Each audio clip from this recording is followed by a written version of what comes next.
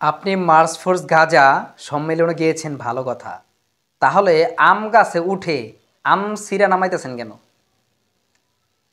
ওই আম গাছ কি আপনার বাবাই লাগাইছে, না আমার বাবা লাগাইছে, না আপনি লাগাইছেন?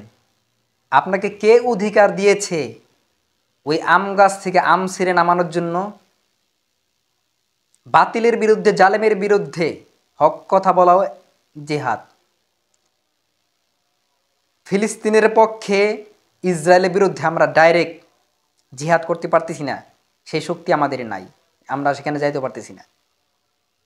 আমাদের যদি ওরকম শক্তি হয়, এরকম যদি পরিস্থিতি হয়, আমরা সরাসরি জিহাদ করবো ইনশাআল্লাহ।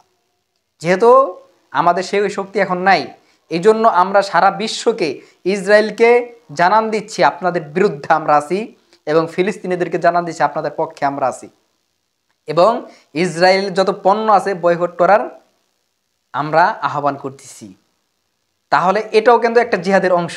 মার্চ ফোর্স গাজা যে সম্মেলন হয়েছে, এটা একটা জিহাদের অংশ হিসাবে।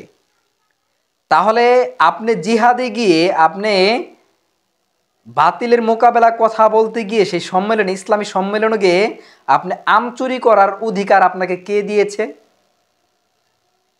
আপনি চুরি করবেন না, সিটারি করবেন না, বাটপারি করবেন, সেটা আপনি ব্যক্তিগতভাবে করবেন।